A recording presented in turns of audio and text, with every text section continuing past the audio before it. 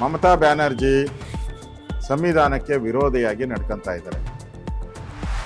ದೇಶದ ಇತಿಹಾಸದಲ್ಲೇ ಸ್ವತಂತ್ರ ಮುಖ್ಯಮಂತ್ರಿ ಮಾನ ಮರ್ಯಾದೆ ಇದ್ರೆ ಇಮಿಡಿಯೇಟ್ ಆಗಿ ರಾಜೀನಾಮೆ ಕೊಡ್ತಾರೆ. ಈ ಮಾನ ಮರ್ಯಾದೆ ಎಲ್ಲ ಬಿಟ್ಟಿರೋರು ನಾನು ರಾಜೀನಾಮೆ ಕೊಡಲ್ಲ ಅಂತ ಹೇಳ್ತಾ ಇದ್ದಾರೆ. ಸೊ ಇದು ಸಂವಿಧಾನಕ್ಕೆ ಮಾಡಿದಂಥ ಅಗೌರವ. ಅವ್ರಿಗೆ ಇಶ್ಯೂ ಬೇಕಾಗಿದೆ. ಅಂದರೆ ನಾನು ವಜಾ ಮಾಡಿದ್ರೆ ನಾನು ಆ ಸಿಂಪತಿ ಫ್ಯಾಕ್ಟ್ರಲ್ಲಿ ನಾನು ಹೋಗ್ಬೇಕು. ಒಂದು ಪೊಲಿಟಿಕಲ್ ಇದಷ್ಟೇ. ಅವ್ರಿಗೆ ಆ ಅಮ್ಮನಿಗೆ, ಆ ತಾಯಿಗೆ ಕಾನೂನು ಕಟ್ಲೆ ಏನು ಗೊತ್ತಿಲ್ಲ. ಒಂಥರ ಫೆವಿಕೋಲ್ ಹಾಕೊಂಬಿಟ್ಟಿದೆ. CM ಕುರ್ಚಿಗೆ ಫೆವಿಕೋಲ್ ಹಾಕೊಂಬಿಟ್ಟಿದೆ. ಇನ್ಮೇಲೆ ಫೆವಿಕೋಲ್ ಬ್ರ್ಯಾಂಡ್ ಅಂಬಾಸಿಡರ್ ಯಾರು ಅಂದರೆ ಮಮತಾ ಬ್ಯಾನರ್ಜಿ ಅಂತ ಹಾಕೋಬೇಕು. ಇನ್ಮೇಲೆ ಫೆವಿಕೋಲ್ಗೆ ಅಂಟ್ಕೊಂಬಿಟ್ಟಿದ್ದಾರೆ. ಅಮ್ಮ ಚೇರ್ ಫೆವಿಕೋಲ್ ಹಾಕೊಂಡು ಕೂತ್ಬಿಟ್ಟಿದ್ದಾಳೆ. ಅಮ್ಮ ಚೇರ್ ಅಮ್ಮ ಬಿಟ್ಟು ಬಂದರೂ ಆ ಫೆವಿಕೋಲ್ ಅಂಟ್ಕೊಂಡಿರೋದು ಬಿಟ್ಟು ಬರಲ್ಲ. ಆ ಸ್ಥಿತಿ ಇದೆ ಆ ಅಮ್ಮನ ಪರಿಸ್ಥಿತಿ. ಆದ್ದರಿಂದ ಮಾನ ಮರ್ಯಾದೆ ಇರುವಂಥ ಯಾವುದೇ ಮುಖ್ಯಮಂತ್ರಿ, ಈಗ ತಮಿಳ್ನಾಡಲ್ಲಿ ಸ್ಟಾಲಿನು ರಾಜೀನಾಮೆ ಕೊಟ್ಟರು, ಗೌರವದಿಂದ ನಡ್ಕೊಂಡ್ರು. ಅಸ್ಸಾಂ ಮುಖ್ಯಮಂತ್ರಿ ರಾಜೀನಾಮೆ ಕೊಟ್ಟರು. ಈಗ ಹೊಸ್ದಾಗಿ ಸ್ವೇರಿಂಗ್ ಮಾಡ್ತಾ ಇದ್ದಾರೆ. BJP ಅವಕಾಶ ಕೊಟ್ಟರೆ ಸ್ವೇರಿಂಗ್ ಮಾಡ್ತಾ ಇದ್ದಾರೆ. ಅದರಿಂದ ಒಂದು ಗೌರವ, ಆ ಸ್ಥಾನಕ್ಕೆ ಗೌರವ ನಡ್ಕೊಬೇಕು. ಆಯಮ್ಮನಿಗೆ ಜಗಳ ಹಚ್ಚಬೇಕು, ಬೆಂಕಿ ಹಚ್ಚಬೇಕು. ಈಗ ಸುವೇಂದ್ರ ಅಧಿಕಾರಿ ಅವರ PA ಕೊಲೆ ಮಾಡಿರೋವಂಥದ್ದು ನೇರವಾಗಿ ತೃಣಮೂಲ ಕಾಂಗ್ರೆಸ್ಸಿನ ಕಾರ್ಯಕರ್ತರೆ.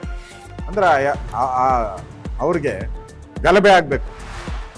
ಗಲಭೆ ಆಗಿ ನಾನೇ ಈ ರಾಜ್ಯವನ್ನು ಕಂಟ್ರೋಲ್ ಮಾಡೋಕ್ಕೆ ನನ್ನ ಕೈಲಿ ಬಿಟ್ಟರೆ ಇನ್ಯಾರು ಪ್ರಪಂಚದಲ್ಲಿ ಯಾರು ಇಲ್ಲ ಅನ್ನೋದು ತೋರಿಸ್ಬೇಕು. ಪೊಲಿಟಿಕಲ್ ಗಿಮಿಕ್ ಮಾಡಬೇಕು. ಚಲಾವಣೆಯಲ್ಲಿರಬೇಕು.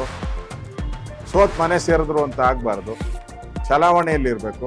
ಏನಾದರೂ ಒಂದು ಗಿಮಿಕ್ಕು ಮಾಡಿ ಚಲಾವಣೆಯಲ್ಲಿರಬೇಕು ಅಂತ ಮಾಡ್ತಾ ಇರೋವಂಥ ಒಂದು ನಾಟಕ ಆಗಿದೆ ಅಷ್ಟೇ. ಇದರಲ್ಲಿ ಏನೂ ಇಲ್ಲ. ಕಾನೂನು ಪ್ರಕಾರ 7ನೇ ತಾರೀಕು ಆದಮೇಲೆ ಎಂಟೈರ್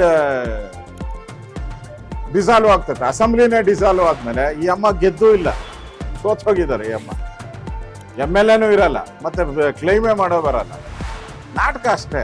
ನಾನು ರಾಜೀನಾಮೆ ಕೊಡಲ್ಲ ಅಂದರೆ ಆಟೋಮೆಟಿಕ್ಕಾಗಿ ಹೊರಟೋಗುತ್ತೆ. ಡಿಸಾಲ್ವ್ ಆದಮೇಲೆ ಎಲ್ಲ ಎವ್ರಿಥಿಂಗ್ ಇಸ್ ಗಾನ್. ಆ ಅಮ್ಮನ ಅಧಿಕಾರನೂ ಗಾನ್. ಅಲ್ಲಿವರೆಗೂ ಇನ್ನು 7ನೇ ತಾರೀಕು ಇವತ್ತೇ ಅಲ್ವಾ, ಇವತ್ತವರೆಗೂ ಏನೇನು ನಾಟಕ ಆಡಬೇಕು ನಾಟಕ ಆಡ್ತಾವ್ರೆ. ಅದರಿಂದ ಈಗಾಗಲೇ ಯಾರ್ಯಾರು ಕಾನೂನು ತಜ್ಞ ಅನಾಲಿಸಿಸ್ ಮಾಡಿದ್ದಾರೆ, ಎಲ್ಲರೂ ಚೀಮಾರಿ ಹಾಕಿದ್ದಾರೆ. ಒಂಥರ ಫೆವಿಕೋಲ್ ಅಂಟಿಸ್ಕೊಂಡು ಕೂತ್ಬಿಟ್ಟಿದ್ದಾರೆ. 15 ವರ್ಷ ಇದ್ದಿದ್ದು ಅಂಟಿಸ್ಕೊಂಡಿದ್ದು ಇವಾಗ ಬಿಟ್ಟು ಹೋಗಕ್ಕೆ ಮನಸ್ಸೇ ಇಲ್ಲ. ಅಧಿಕಾರದ ದುರಾಸೆ, ಅಧಿಕಾರದ ಮದ, ನಾನೇ ಇರಬೇಕು, ನಾನೇ ಕಂಟಿನ್ಯೂ ಆಗಬೇಕು ಅನ್ನೋ ಒಂದು ಭಾವನೆಯಿಂದ ಆ ಅಮ್ಮ ನಡ್ಕೊಂಡು ಹೋಗುತ್ತೆ. ಇಡೀ ದೇಶದ ಜನ ನೋಡ್ತಾ ಇದ್ದಾರೆ. ಇಡೀ ದೇಶದ ಜನ ಚೀಮಾರಿ ಆಗ್ತಾ ಇದ್ದಾರೆ. ಇಂಥ ಒಬ್ಬ 15 ವರ್ಷ ಮುಖ್ಯಮಂತ್ರಿ ಆಗಿದ್ರಲ್ಲ, ಅಷ್ಟಿದ್ರು ಕಾಮನ್ ಸೆನ್ಸ್ ಇಲ್ಲ. ಈ ಅಮ್ಮ ಮುಖ್ಯಮಂತ್ರಿ ಆಗಕ್ಕೆ ಮುಂಚೆ ಕಮ್ಯುನಿಸ್ಟ್ ಅವ್ರು ಇದ್ರಲ್ಲ, ಅವರು ಹಂಗೆ ಏನ್ಬಿಟ್ಟಿದ್ರೆ ಕಮ್ಯುನಿಸ್ಟ್ ಮುಖ್ಯಮಂತ್ರಿ ಇದ್ದಿದ್ದವಾಗ ಜ್ಯೋತಿ ಭಟ್ಟಾಚಾರ್ಯ ಇದ್ದಿದ್ದು, ಬುದ್ಧದೇವ ಭಟ್ಟಾಚಾರ್ಯ. ಅವರು ನಾನು ಬಿಟ್ಟೋಗಲ್ಲ ಅಂತ ಹಂಗೆ ಕೂತಿದ್ರೆ ನಿನ್ ಕತೆ ಏನಿರೋದು? ಅವಾಗ ತಕ ಅಂತ ಕುಣಿತಾ ಇದ್ದೆ, ಡ್ಯಾನ್ಸ್ ಮಾಡ್ಕೊಂಡು. ಅಧಿಕಾರ ಕೊಡಿ ಅಂತ ಕುಣಿತಾ ಇದ್ದೆಲ್ಲ ನಮ್ಮ ತಾಯಿ. ಅವಾಗ ಅವ್ರು ಹಂಗೆ ಅಂದ್ಬಿಟ್ಟಿದ್ರೆ ನಾನು ಕೊಡಲ್ಲ ಅಂದಿದ್ರೆ ನೀನ್ ಹೆಂಗೆ ಬರ್ತಾ ಇದ್ದೆ ಅಧಿಕಾರಕ್ಕೆ? ನೀನಾದ್ರೂ 15 ವರ್ಷ ರಾಜಭಾರ ಮಾಡಿಸಿದ್ಯಾ. ಅವ್ರು 30 ವರ್ಷ ಫೆವಿಕೋಲ್ ಹಾಕೊಂಡು ಕೂತಿದ್ರು.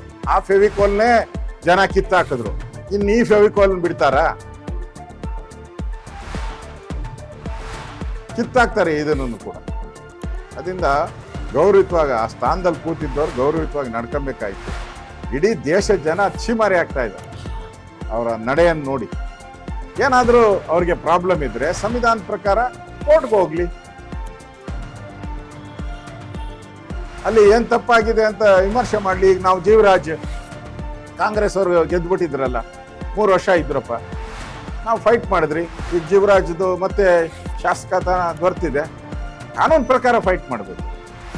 ಅದು ಬಿಟ್ಬಿಟ್ಟು ದೌರ್ಜನ್ಯ, ರೌಡಿಸಮ್ಮು, ಕೊಲೆಗಳು ಮಾಡಿಸೋವಂಥದ್ದು, ಅಧಿಕಾರ ಹೋದ್ರೂ ಕೊಲೆ ಮಾಡೋವಂಥ ಹೀನ ಕಾರ್ಯವನ್ನ ಅಲ್ಲಿನ ತೃಣಮೂಲ ಕಾಂಗ್ರೆಸ್ ಮಾಡ್ತಾ ಇದೆ. ಇದರಿಂದ ಜನಕ್ಕೆ ಅರ್ಥ ಆಗಿದೆ ತೃಣಮೂಲ ಕಾಂಗ್ರೆಸ್ನ ನಿಜ ಬಣ್ಣ ಬಯಲಾಗಿದೆ.